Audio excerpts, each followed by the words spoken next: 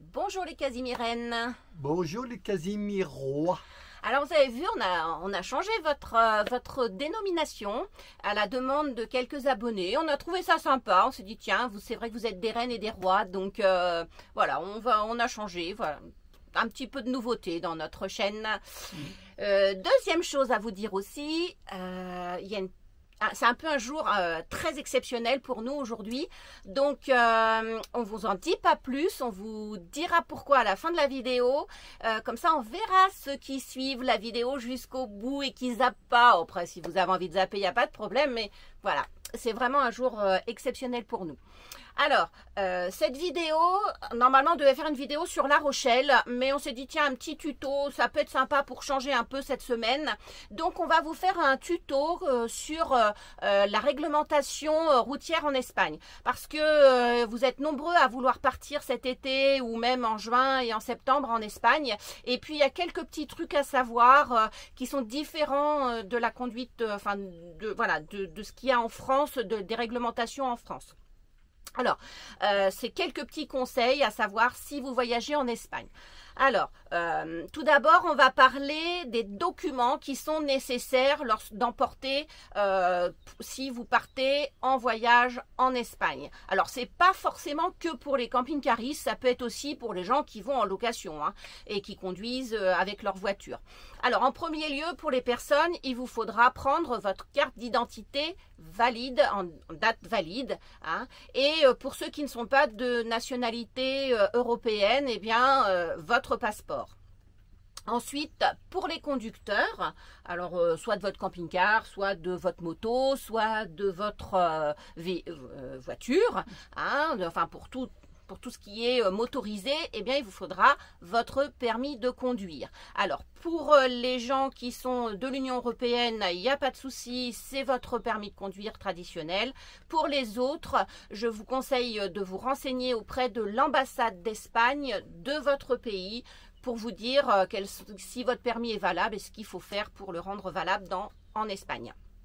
Ensuite, ça va plutôt être pour votre véhicule. Il vous faudra la carte grise de votre véhicule. Pensez aussi à prendre l'assurance. Alors la carte grise, ça te rappelle rien mon chéri? L'année dernière, quand on est parti en Espagne, on avait perdu la carte grise. Voilà.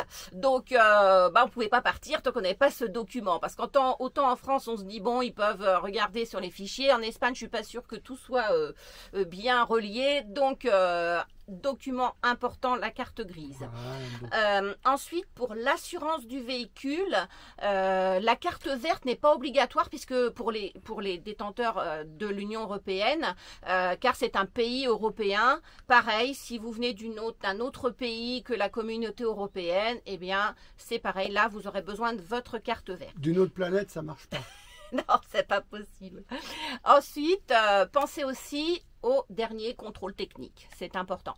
Alors, c'est vrai qu'avant, l'Espagne demandait à avoir un justificatif du paiement de votre assurance, comme quoi vous avez bien payé votre échéance. Maintenant, vu qu'ils sont reliés, il y a tout un système, ce n'est plus obligatoire d'avoir ce justificatif. Donc, voilà pour les documents importants à emporter lorsque vous allez voyager en Espagne. Maintenant, on va parler de petites choses qui fâchent. Des règles de conduite en Espagne. Alors, elles sont sensiblement les mêmes qu'en France, mais il y a quelques petites différences. Donc, c'est ces différences qu'on va vous parler. Et puis, peut-être qu'on va faire un petit rappel, même si c'est les mêmes qu'en France. Mais ça fait toujours du bien de faire un petit rappel. Ouais, parce que les gens, ils oublient facilement. Ah oui, nous les premiers. Si on repassait notre permis, je suis pas sûre qu'on l'aurait. Mais bon.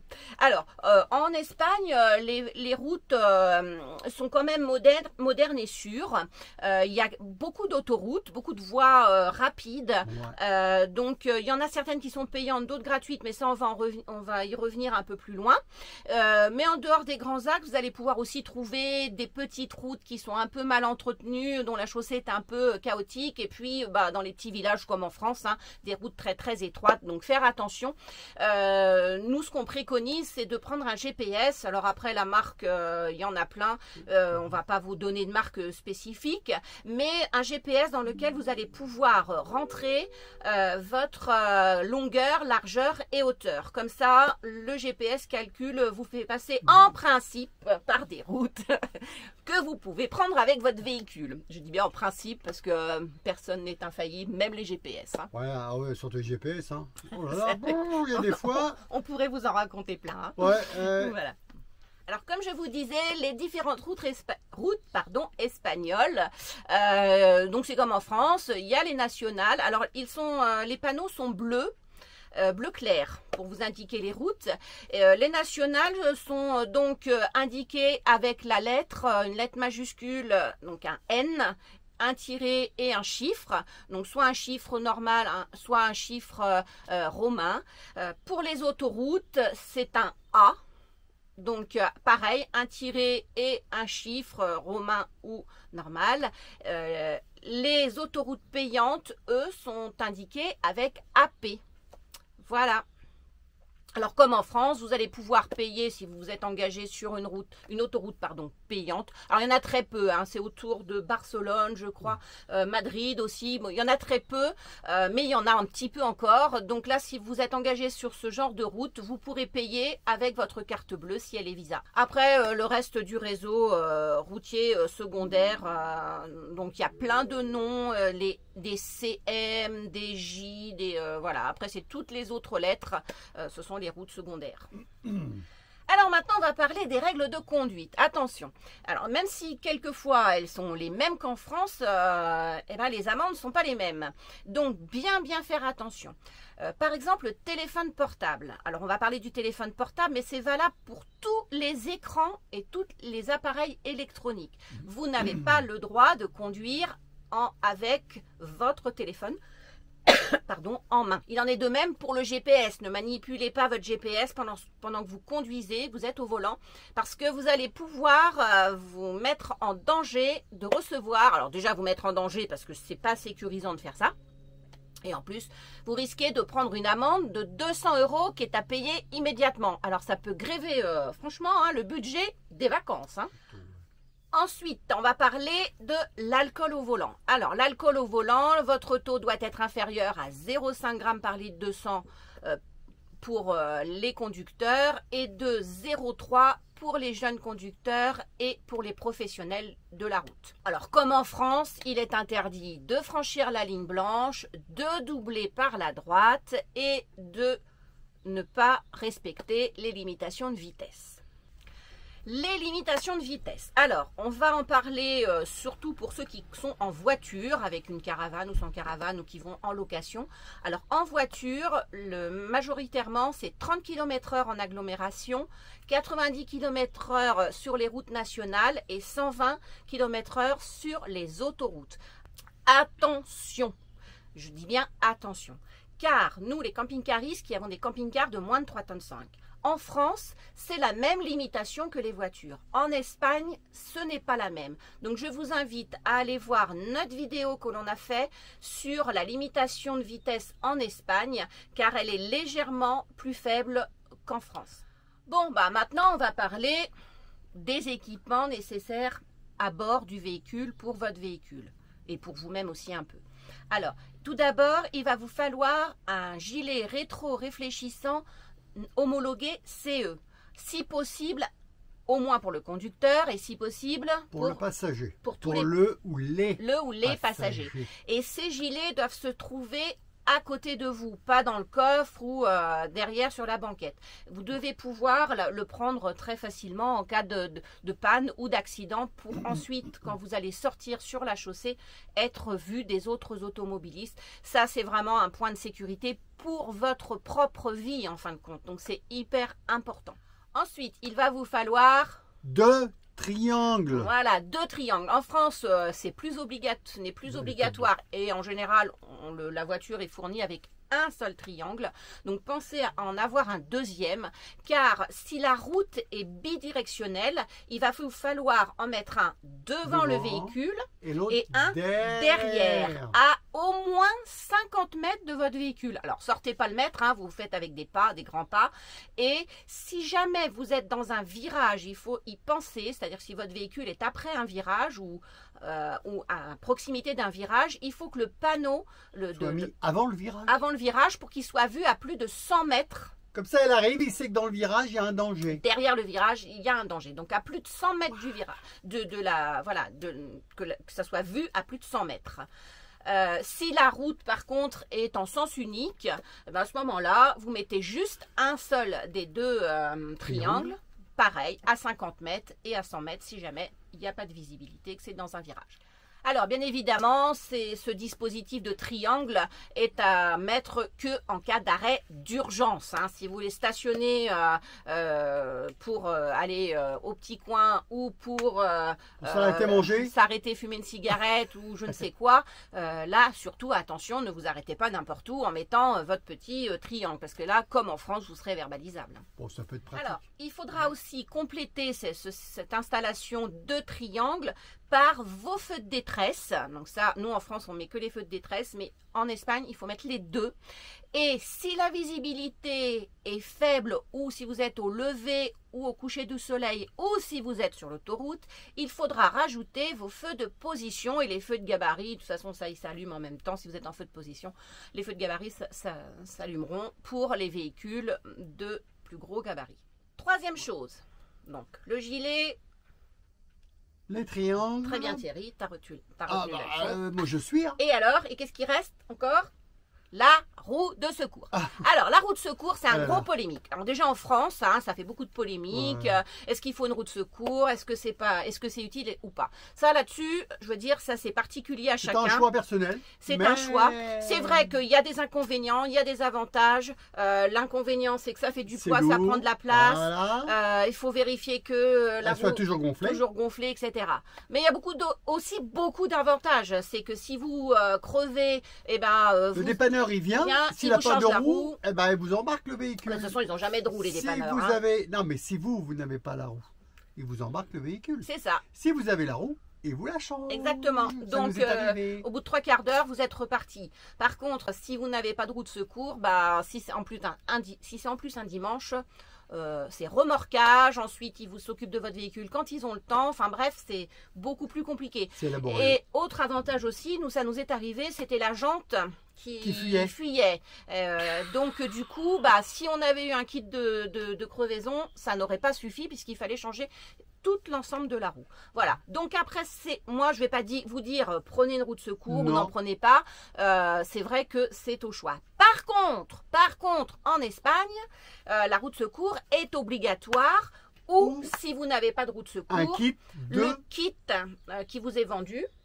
Voilà, avec le véhicule. Voilà, avec le compresseur, etc. Ouais. Donc ça, c'est vraiment obligatoire. Voilà, et un kit parce que kit ou double. Ensuite, quatrième chose, c'est ça. Ouais. Il va vous falloir du courage. Ben non, pas pour l'heure d'Espagne, il faut pas de courage. Mais non, pour changer la roue de secours. Il faut de la chance.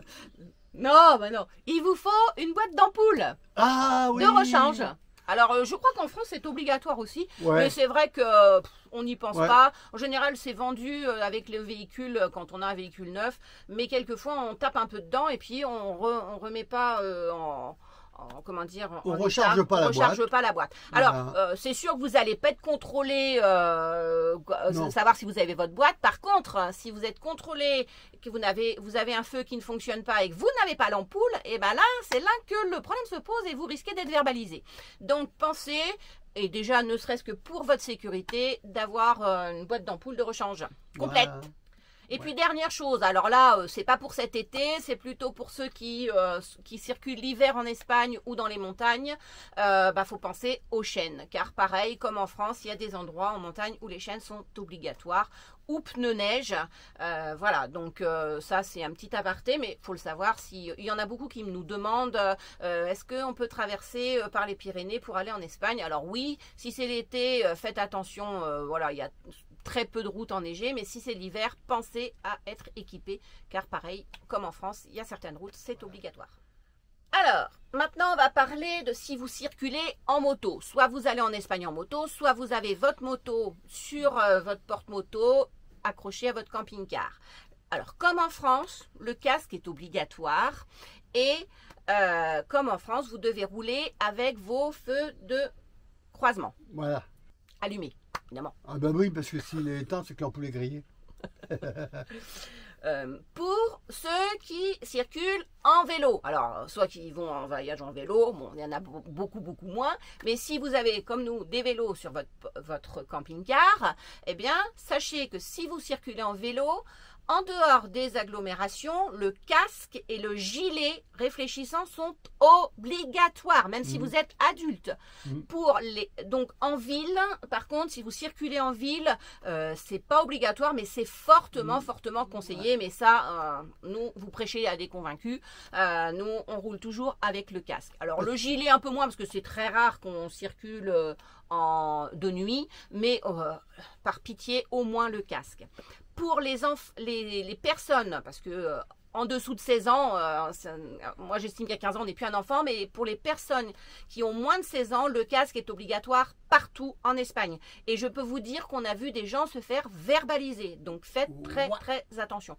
Même si vous ne le faites pas pour votre sécurité, ce qui me paraît un peu aberrant, mais faites-le au moins pour ne pas être verbalisé. Et puis, on va terminer ce tuto par le chargement que vous mettez derrière votre véhicule, votre camping-car ou votre voiture si vous voyagez en voiture.